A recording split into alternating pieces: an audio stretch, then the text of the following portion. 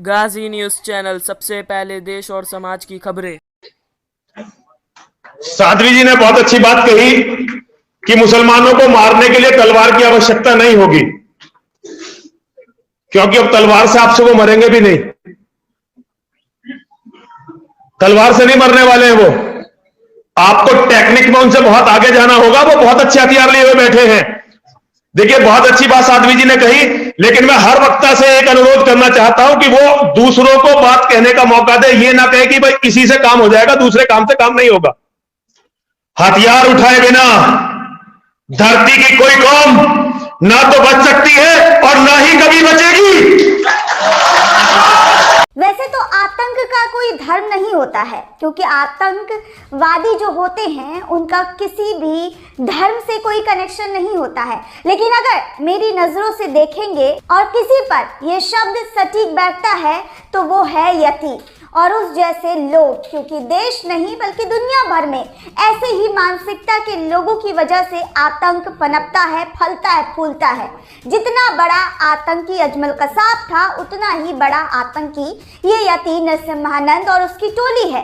और इन लोगों के लिए एक ही सजा होनी चाहिए, वो सजा है कि इनको फांसी मिले या तो फिर इनको उम्र भर जेल की सलाखों के पीछे कैद करवा दिया जाए। खैर, इन दोनों ही चीज यति के लिए नहीं बनी है। अगर बनी होती तो ये 3 दिनों तक मुसलमानों को काटने की ट्रेनिंग नहीं दे रहा होता और महफिल नहीं सज रही होती। और तो और पुलिस प्रशासन सब मिलकर यति आतंकी के पैर नहीं छू रहे होते, इस पर कोई कार्रवाई तो जरूर होती। क्योंकि हमारे देश के प्रधानमंत्री जी कहते हैं कि सबका साथ, सबका विकास और सबका विश्वास, और उन्होंने विश्वास ऐसा जीत लिया है कि अब मत ही पूछिए, क्योंकि ये विश्वास वाला जो शब्द है ना, वो टूटकर चकनाचूर हो चुका है। हर बार पर ये कहते हैं कि शांति प्रिय देश है। क्या ऐसे शांति प्रिय देश है?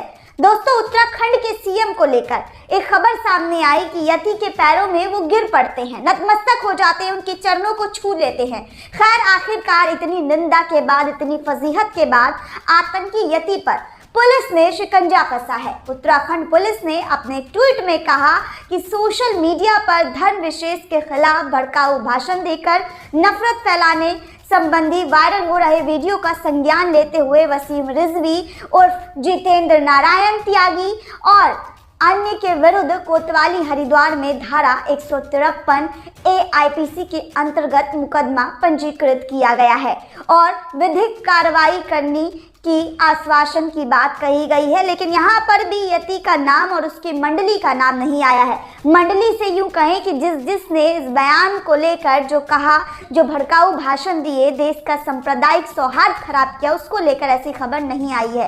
इस धर्म संसद का वीडियो बुधवार को वायरल हुआ था दोस्तों, और पूरे देश में इसकी कड़ी निंदा की गई थी। तमाम लोगों ने तमाम आयोजकों के खिलाफ केस दर्ज कराने की मांग की थी, तब जाकर पुलिसिया कार्रवाई हुई। लेकिन इस कार्रवाई का क्या नतीजा होगा ये तो आप अच्छे से जानते हैं, क्योंकि अगर भारत सरकार ही इस परिभाषा की रोशनी में अगर उसकी आकलन करे, अंदाजा लगाए, तो इस परिभाषा में हरिद्वार में हुए हालिया धर्म संसद को देखेंगे तो देश में हिंदुत्व के नाम पर उभर रहे आतंकवाद का व्यापक चेहरा आने लगेगा। आपको व्यापक चेहरा नजर दिखाई देगा कि हिंदुत्व के नाम पर ये किस तरह से आतंक फैलाते हैं। जी हाँ दोस्तों, हिंदू आतंकवाद अब अफवाहों की केचुल से निकलकर वास्तविक के पटल पर तेजी से पसर रहा है और फिर कहते हैं कि देखिए कैसे बदनाम किया जा रहा है, क्योंकि इन जैसे लोगों की मानसिकता की वजह से ही देश बदनाम हो रहा है। हरिद्वार में हाल ही में संसद भारत हिंदुत्व के नाम पर फैल रहे आतंक का सबसे पुष्ट उदाहरण, सबसे सटीक उदाहरण है। इस धर्म संसद में पूर्व प्रधानमंत्री मनमोहन सिंह को गोली मारने से लेकर मुसलमानों के नरसंहार और सरकार के खिलाफ युद्ध छेड़ने तक की धमकी दे दी गई। साथ ही भारत को हिंदू राष्ट्र बनाने के लिए हर संभव संघर्ष करने का भी आह्वान किया गया और सभी ने बहुत पुरजोर तरीके से खुले मंच से इस बात का ऐलान किया। खून की प्यासी इस धर्म संसद का आयोजन हिंदू आतंकवादी यति नरसिम्हानंद ने किया, क्योंकि ये मेरे नज़र में आतंकवादी है दोस्तों। मैं बार बार यही शब्द रिपीट करूंगी क्योंकि ये आतंकवादी है और इस आतंकवादी को जितना भी खुला छोड़ेंगे वो देश के लिए नुकसान होगा। 17 से 19 दिसंबर तक उत्तराखंड के हरिद्वार में चली इस 3 दिवसीय हेट स्पीच सम्मेलन में अल्पसंख्यकों को मारने, उनके धार्मिक स्थलों पर हमला करने, तोड़ने का आह्वान किया गया। वैसे इस तरह के आयोजन में भाजपा नेताओं को शामिल होना कोई आश्चर्यजनक बात तो नहीं है, लेकिन फिर भी बता देते हैं कि बीजेपी नेता अश्विनी उपाध्याय आतंक के इस स्वागत में वक्ता के रूप में शामिल थे। जी हाँ, बीजेपी के भी लोग इसमें शामिल थे और पुरजोर तरीके से जितना नफरत फैलाना था इन्होंने फैलाया और करीब 5 दिन बाद इन पर एफआईआर हुई है। जी हाँ, कार्रवाई के नाम पर एफआईआर कर दी गई है। इसके अलावा निरंजनी अखाड़े की महामंडलेश्वर और हिंदू महासभा की महासचिव अन्नपूर्णा माँ, बिहार के धर्मदास महाराज, आनंद स्वरूप महाराज, गाजियाबाद स्थित डासना देवी मंदिर का कुख्यात पुजारी यति नरसिम्हानंद, सागर सिंधुराज महाराज जैसे आतंकवादी हिंदू कट्टरपंथी जैसे लोग शामिल थे। द क्विंट में लिखी एक रिपोर्ट के मुताबिक अगर मैं बात करूं तो मुसलमानों के खिलाफ सशस्त्र हिंसा को भड़काने के लिए सशस्त्र मेव जयते का नारा देते हुए आतंकी नरसिम्हानंद ने कहा कि आर्थिक बहिष्कार से काम नहीं चलेगा दोस्तों, हिंदू समूहों को खुद को अपडेट करने की ज़रूरत है। तलवारों मंच पर ही अच्छी लगती है, ये लड़ाई बेहतर हथियार वाले लोग ही जीतेंगे।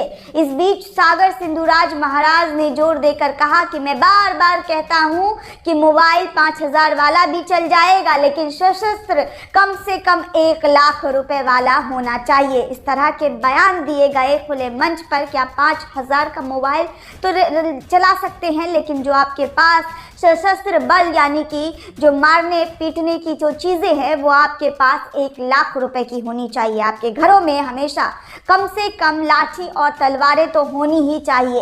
हिंदू राष्ट्र की स्थापना की मांग करते हुए आनंद स्वरूप महाराज ने कहा, अगर सरकारें हमारी मांग नहीं सुनती है तो उनका मतलब अल्पसंख्यकों के खिलाफ हिंसा के माध्यम से एक हिंदू राष्ट्र की स्थापना है, तो हम 1857 के विद्रोह की तुलना में कहीं अधिक भयावह युद्ध छेड़ेंगे।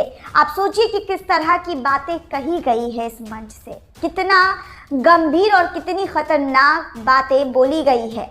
बिहार के धर्मदास महाराज ने कहा, अगर मैं संसद में मौजूद होता जब पीएम मनमोहन सिंह ने कहा कि राष्ट्रीय संशोधन पर अल्पसंख्यकों का पहला अधिकार है, तो मैं नाथूराम गोडसे का अनुसरण करता। मैं उसके सीने में 6 बार रिवॉल्वर से गोली मार दिया होता।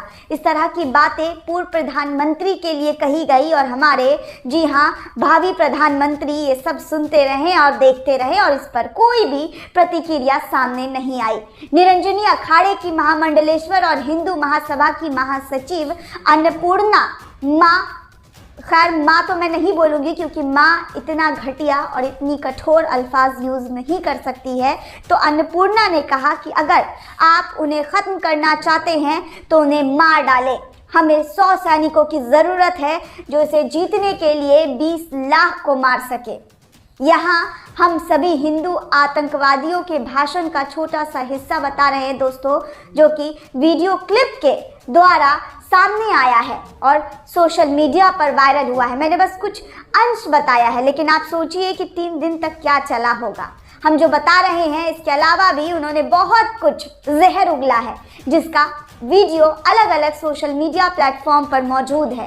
तृणमूल कांग्रेस नेता और आरटीआई कार्यकर्ता साकेत गोखले ने भी इस मामले में आयोजकों और वक्ताओं के खिलाफ शिकायत दर्ज कराई है, लेकिन प्रशासन की तरफ से अभी तक कोई ठोस कदम, कोई भी ठोस जानकारी नहीं मिल सकी है। इसकी जानकारी मीडिया में मौजूद नहीं है क्योंकि मीडिया में सन्नाटा है। मीडिया में असदुद्दीन ओवैसी के बयानों को लेकर जंग छिड़ी है और यहाँ पर 3 दिनों तक जो जंग छिड़ी थी, जो जंग लोगों को खुले मंच से तैयार करने की बात कर रही थी, उस पर कोई चर्चा नहीं है। नफरत और नरसंहार के आहन वाले इस कॉन्क्लेव की जानकारी भले ही पुलिस तक ना पहुंची हो, लेकिन कॉमेडी शो का खतरा पुलिस तुरंत भांप जाती है कि कैसे कॉमेडी शो की वजह से देश में नफरत फैल जाता है और लोगों को बंद कर दिया जाता है, उनके शो को बैन कर दिया जाता है। समाज के एक बड़े हिस्से को आतंकित करने वाले इस आयोजन के खिलाफ सरकार और प्रशासन द्वारा कितनी कार्रवाई की जाएगी, इसका अंदाजा इसी बात से आप लगा सकते हैं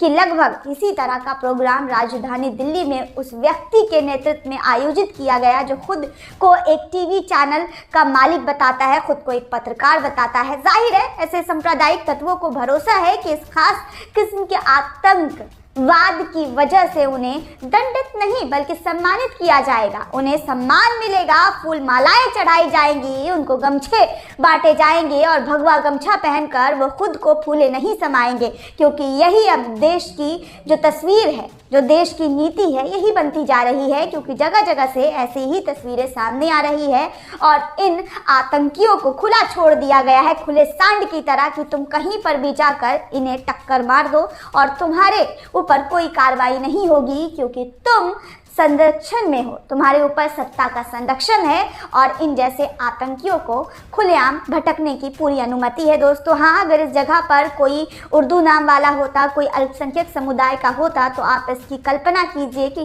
क्या क्या उसके साथ हुआ होता। इस पूरे रिपोर्ट को लेकर दोस्तों आपकी क्या राय है, हमें कमेंट सेक्शन में ज़रूर बताइएगा।